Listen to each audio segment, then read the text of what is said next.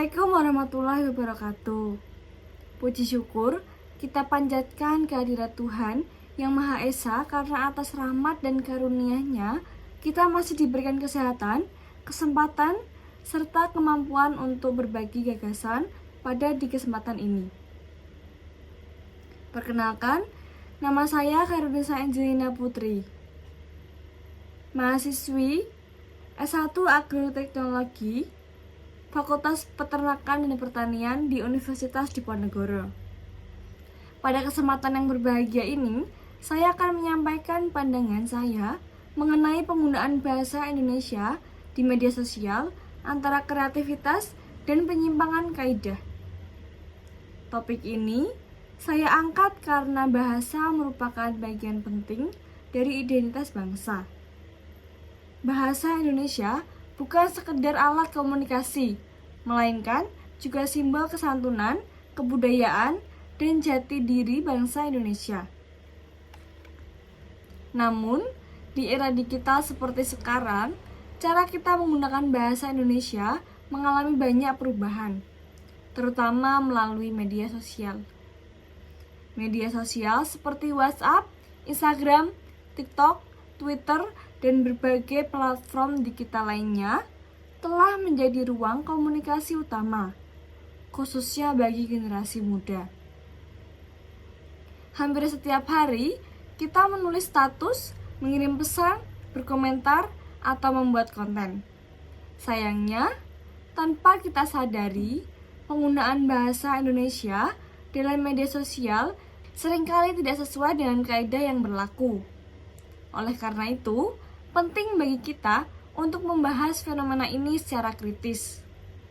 Apakah perubahan bahasa tersebut merupakan bentuk kreativitas yang wajar, atau justru sebuah penyimpangan yang berpotensi merugikan bahasa Indonesia itu sendiri?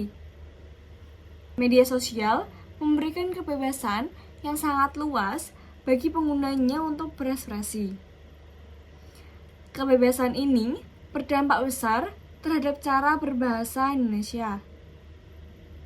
Bahasa yang digunakan di media sosial cenderung singkat, cepat, dan informal karena menyesuaikan dengan karakter media digital yang mengutamakan kepraktisan.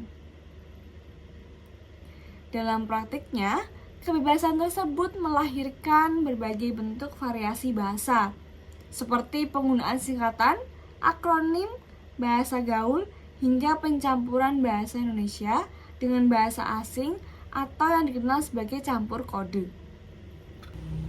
Contohnya, kata yang sering ditulis menjadi YG, tidak menjadi ga atau enggak, serta penggunaan istilah bahasa Inggris seperti literally, random, update, relate, dan healing yang digunakan secara luas. Meskipun bahasa Indonesia sebenarnya memiliki padanan kata yang sesuai. Fenomena ini sering dianggap wajar karena media sosial bersifat santai dan tidak terlalu resmi. Bahkan, penggunaan bahasa gaul dan campur kode seringkali dianggap lebih modern, kekinian, dan mampu menunjukkan identitas kelompok tertentu. Namun, permasalahan muncul ketika kebiasaan berbahasa di media sosial terbawa ke ranah formal. Banyak pelajar dan mahasiswa yang tanpa sadar menggunakan bahasa tidak baku dalam tugas akademik, laporan, surat resmi, bahkan karya ilmiah.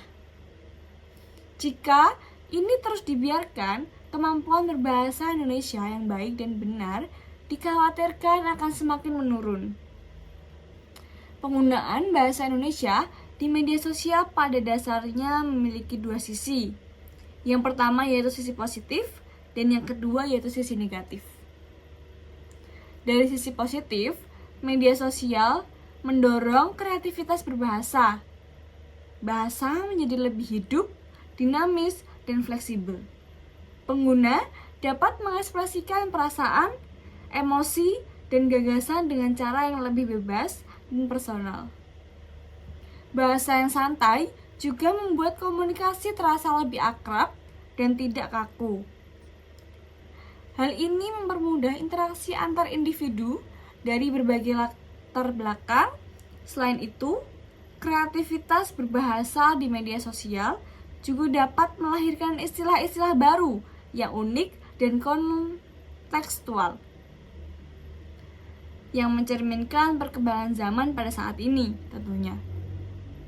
Dalam batas tertentu, variasi bahasa ini menunjukkan bahwa bahasa Indonesia bersifat adaptif dan mampu mengikuti perkembangan teknologi dan budaya global. Kemudian untuk sisi negatif, di balik kreativitas tersebut terdapat dampak negatif yang perlu menjadi perhatian serius. Penyimpangan kaidah bahasa Indonesia yang terlalu sering dapat menurunkan kesadaran masyarakat terhadap penggunaan bahasa yang baik dan benar. Banyak pengguna media sosial yang akhirnya sulit membedakan kapan harus menggunakan bahasa baku dan kapan bisa menggunakan bahasa tidak baku. Akibatnya, bahasa tidak resmi menjadi kebiasaan yang terus terbawa ke situasi formal. Selain itu, penggunaan campur kode yang berlebihan juga dapat menggeser eksistensi bahasa Indonesia. Jika generasi muda lebih bangga menggunakan bahasa asing karena dianggap lebih keren atau modern, maka secara perlahan bahasa Indonesia dapat kehilangan wibawa dan kedudukannya sebagai bahasa persatuan. Jika bahasa Indonesia tidak lagi digunakan dengan penuh kesadaran dan kebanggaan, maka bukan tidak mungkin nilai-nilai kebangsaan yang terkandung di dalamnya juga akan ikut memudar. Menurut saya, penggunaan bahasa Indonesia di media sosial tidak perlu terlalu dibatasi secara kaku. Karena bahasa pada dasarnya terus berkembang. Namun, kebebasan tersebut perlu diimbangi dengan kesadaran berbahasa. Kreativitas tetap boleh dilakukan selama pengguna memahami bentuk bahasa yang benar dan mampu menempatkan bahasa sesuai dengan konteksnya. Kita perlu menyadari bahwa media sosial memiliki berbagai fungsi, mulai dari hiburan hingga edukasi.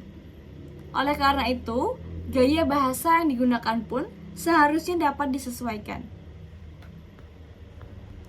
Beberapa upaya yang dapat dilakukan antara lain, yang pertama, membiasakan penggunaan bahasa Indonesia yang baik dan benar dalam unggahan yang bersifat informatif, edukatif, atau resmi. Yang kedua, meningkatkan literasi bahasa melalui pendidikan, bacaan, dan konten digital yang berkualitas. Kemudian yang ketiga, memberikan teladan penggunaan bahasa yang tepat, terutama oleh pendidik, tokoh publik, dan influencer di media sosial. Sebagai generasi muda, kita memiliki peran strategis dalam menjaga dan melestarikan bahasa Indonesia.